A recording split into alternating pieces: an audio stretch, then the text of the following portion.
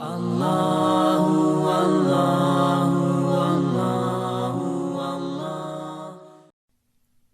المؤمن کی آیت نمبر 51 سورہ مومن کا چھٹا رکوع اور 24ویں پارے کا 11واں رکوع۔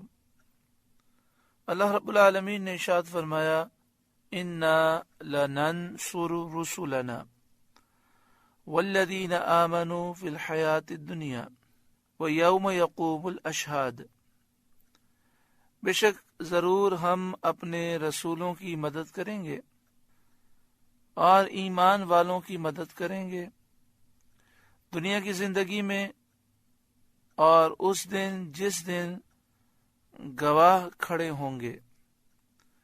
یعنی اللہ تعالیٰ فرماتا ہے کہ ہم اپنے رسولوں کی اور مومنوں کی دنیا کی زندگی میں بھی مدد کریں گے اور آخرت کے دن بھی مدد کریں گے جس دن گواہ کھڑے ہوں گے۔ ایمان والوں کی مدد فرمائیں گے، اس سے مراد یہ ہے کہ ایمان والوں کو غلبہ عطا فرمائیں گے، انہیں مضبوط حجت قویہ دیں گے، اور ایمان والوں کے دشمنوں سے ہم انتقام لیں گے۔ وَيَوْمَ يَقُومُ الْأَشْهَادُ، جس دن گواہ کھڑے ہوں گے، وہ قیامت کا دن ہے کہ فرشتے رسولوں کی تبلیغ کی گواہی دیں گے۔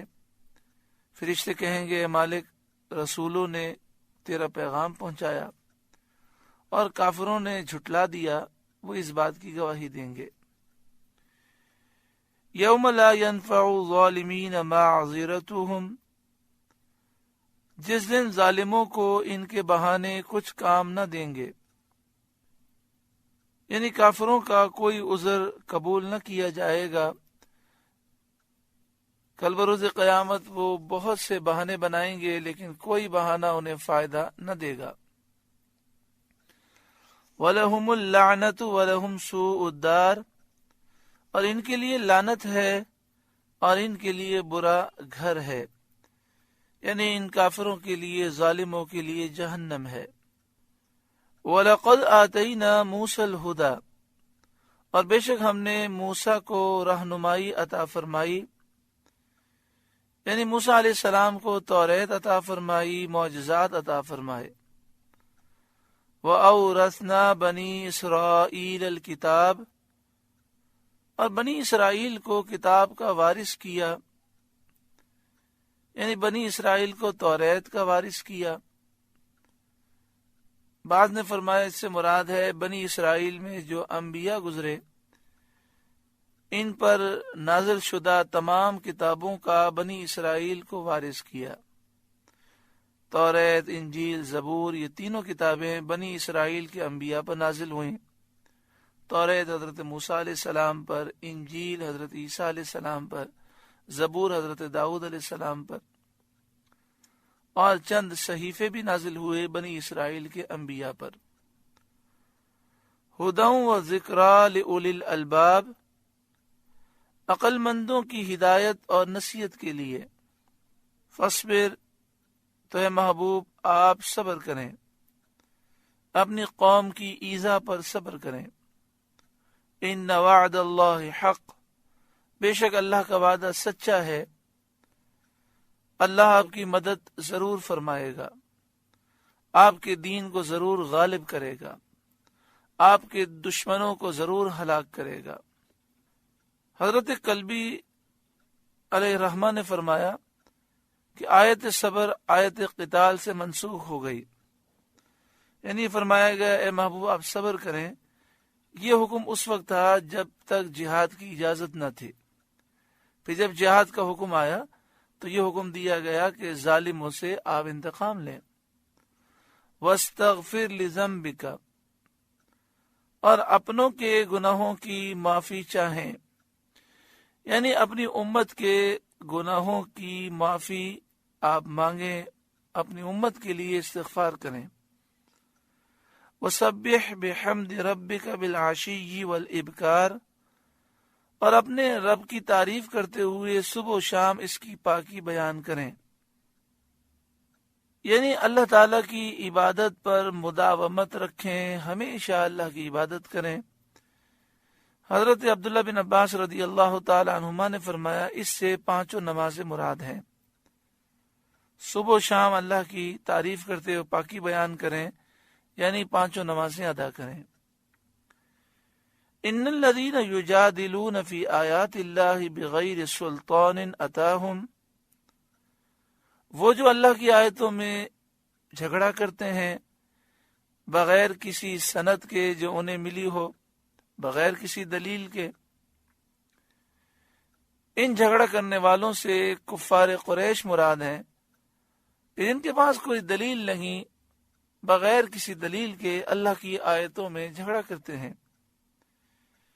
ان فی صدورہم الا کبر ما ہم ببالغیہ، ان کے دلوں میں نہیں مگر ایک بڑائی کی ہوس جسے نہ پہنچیں گے، یعنی ان کے دل میں ایک بڑائی کی ہوس ہے جس بڑائی کو یہ حاصل نہ کر سکیں گے۔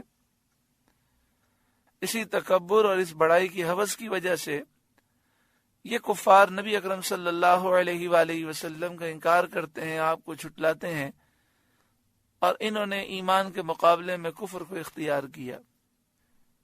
ان کافروں نے یہ گوارا نہ کیا کہ کوئی ان سے اونچا ہو، کوئی ان سے بلند ہو، اس لیے سید انبیاء صلی اللہ تعالی علیہ وآلہ وسلم سے عداوت کی، دشمنی کی، اس برے خیال کی وجہ سے کہ اگر آپ صلی اللہ علیہ وسلم کو وہ نبی مان لیں گے تو کافر سرداروں کی بڑائی جاتی رہے گی اور انہیں امتی بننا پڑے گا اور چھوٹا بننا پڑے گا، اور یہ لوگ ہوس رکھتے تھے بڑے بننے کی۔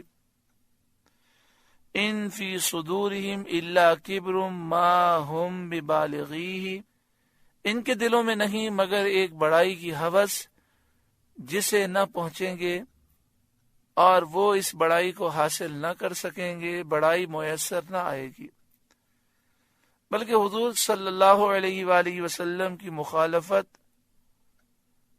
اور آپ صلی اللہ علیہ وسلم کا انکار ان کے لیے ذلت، رسوائی اور بربادی کا سبب ہوگا۔ فاستعذ باللہ، تو آپ اللہ کی پناہ مانگیں حاسدوں کے مکر و فریب سے اور شر سے۔ اللہ تعالی ہمیں بھی حاسدوں، دشمنوں، مفسدین اور دیگر فساد کرنے والوں سے، برائیاں پھیلانے والوں سے اللہ تعالی محفوظ فرمائے، کیونکہ حاسد اپنی حسد کی آگ میں جب جلتا ہے تو جادو ٹونے، نظر بد، آسیب کے ذریعے نقصان پہنچانے کی کوشش کرتا ہے، کبھی دوسرے انداز میں نقصان پہنچانے کی کوشش کرتا ہے۔ اللہ تعالی ہر مسلمان کو دشمنوں اور حاسدوں کے مکر و فریب سے محفوظ فرمائے۔ فاستعذ باللہ، تو آپ اللہ کی پناہ مانگیں حاسدوں کے مکر و فریب سے۔ انہ هو السمیع البصیر، بے شک وہی سنتا دیکھتا ہے، وہی سننے والا دیکھنے والا ہے۔ لخلق السماوات والارض اکبر من خلق الناس، بے شک آسمانوں و زمین کی پیدائش انسانوں کی پیدائش سے بہت بڑی ہے۔ یہ آیت ان لوگوں کے رد میں نازل ہوئی جو قیامت کے دن اٹھنے کا انکار کرتے ہیں۔ اس آیت کریمہ میں ان پر حجت قائم کی گئی۔ جب تم اس بات کو مانتے ہو کہ آسمان و زمین اللہ نے پیدا کیا، جب تم آسمان و زمین کی پیدائش پر باوجود ان کی اس عظمت اور بڑائی کے اللہ تعالیٰ کو قادر مانتے ہو، آسمان و زمین اتنے بڑے ہیں، اس کے باوجود تم مانتے ہو کہ اللہ نے انہیں پیدا کیا، تو پھر انسان کو دوبارہ پیدا کر دینا اللہ کی قدرت سے کیوں بعید سمجھتے ہو؟ کیوں یہ عقیدہ رکھتے ہو کہ اللہ تعالیٰ انسان کو مارنے کے بعد دوبارہ پیدا نہیں کر سکتا؟ وَلَكِنَّ أَكْثَرَ النَّاسِ لَا يَعْلَمُونَ، لیکن اکثر لوگ جانتے نہیں ہیں۔ اکثر لوگ سے یہاں مراد کافر ہیں، اور یہ بتایا جا رہا ہے کہ قیامت کے دن اٹھنے کا یہ جو انکار کرتے ہیں، اس کا سبب ان کی جہالت ہے، بے علمی ہے۔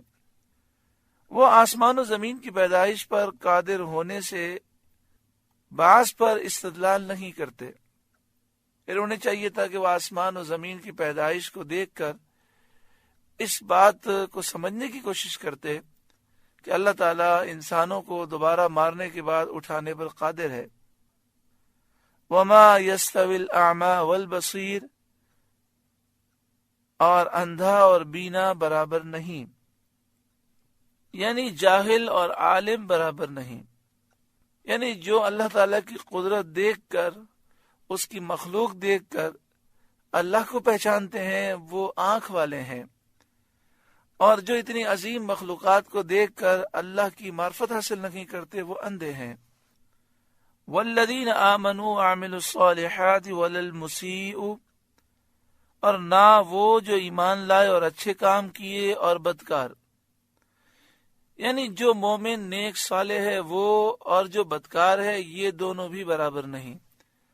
قلیلا ما تتذکرون، کتنا کم دھیان کرتے ہو، بہت قلیل تم غور و فکر کرتے ہو۔ ان الساعة لآتیۃ لا ریب فیہا، بے شک قیامت ضرور آنے والی ہے، اس میں کچھ شک نہیں۔ ولیکن اکثر الناس لا یؤمنون، لیکن اکثر لوگ ایمان نہیں لاتے۔ اکثر لوگ مرنے کے بعد زندہ کیے جانے پر یقین نہیں کرتے۔ وقال ربکم ادعونی استجب لکم، اور تمہارے رب نے فرمایا مجھ سے دعا کرو میں قبول کروں گا۔ اللہ تعالیٰ بندوں کی دعائیں اپنی رحمت سے قبول فرماتا ہے۔ اعلیٰ حضرت امام اہل سنت امام احمد رضا علیہ رحمہ کے خلیفہ حضرت صدر الافاضل علامہ سید نعیم الدین مراد آبادی علیہ رحمہ تفسیر خزائن العرفان میں لکھتے ہیں، اللہ تعالیٰ بندوں کی دعائیں اپنی رحمت سے قبول فرماتا ہے، اور ان کے قبول کے لیے چند شرطیں ہیں۔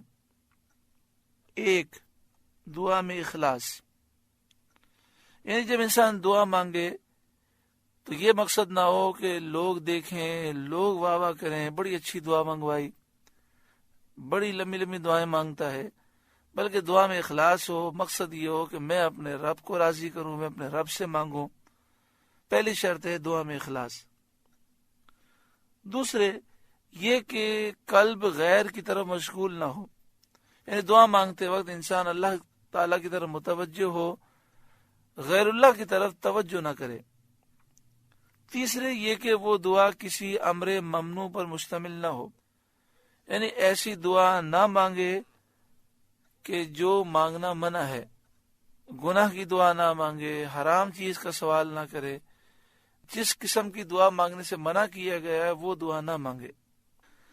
چوتھے یہ کہ اللہ تعالیٰ کی رحمت پر یقین رکھتا ہو، میں نے دعا مانگتے وقت اس بات کا یقین ہو کہ میرا رب اپنی رحمت سے میری دعا ضرور قبول کرے گا۔ میں انتہائی گناہ گار ہوں، سیاہ کار ہوں، جیسا بھی ہوں، میں بہت برا ہوں، لیکن میرا رب اتنا کریم ہے کہ میری دعا تو لازمی قبول ہوگی، اتنا یقین ہو، اللہ تعالیٰ کی رحمت پر یقین رکھتا ہو۔ پانچویں یہ کہ شکایت نہ کرے کہ میں نے دعا مانگی قبول نہ ہوئی۔ پانچویں شرط یہ کہ دعا مانگنے کے بعد کسی سے یہ نہ کہے اتنے دن ہو گئے دعا مانگ رہے ہیں قبول ہی نہیں ہو رہی۔ جب ان شرطوں سے دعا کی جاتی ہے قبول ہوتی ہے۔ حدیث شریف میں ہے کہ دعا کرنے والے کی دعا قبول ہوتی ہے، یا تو اس کی مراد دنیا ہی میں اس کو جلد دے دی جاتی ہے، یا آخرت میں اس کے لیے ذخیرہ ہوتی ہے، یا اس سے اس کے گناہوں کا کفارہ کر دیا جاتا ہے۔ یعنی حدیث شریف میں فرمایا دعا تو لازمی قبول ہے، جو بندہ اخلاص کے ساتھ دعا مانگے، ان شرائط کے ساتھ مانگے۔ لیکن کبھی یہ ہوتا ہے جو مانگتے ہیں وہ دنیا میں فوراً مل جاتا ہے، اور کبھی جو مانگتے ہیں وہ دنیا میں، ایک روایت میں یہ ہے کہ جو مانگتے ہیں وہ دنیا میں ملتا ہے لیکن فوراً نہیں، تاخیر سے ملتا ہے، اس تاخیر میں بھی حکمت ہے۔ اور کبھی ایسا ہوتا ہے جو مانگا ہے وہ نہیں ملتا، اس کے بجائے دوسری نعمت جو اس سے اعلیٰ ہوتی ہے وہ مل جاتی ہے۔ اور یہ بھی فرمایا کبھی ایسا ہوتا ہے دعا مانگتے ہیں، جو مانگتے ہیں وہ نہیں ملتا، لیکن بہت بڑی آفت بلا مصیبت آنے کی ہوتی ہے، اللہ تعالیٰ وہ ٹال دیتا ہے۔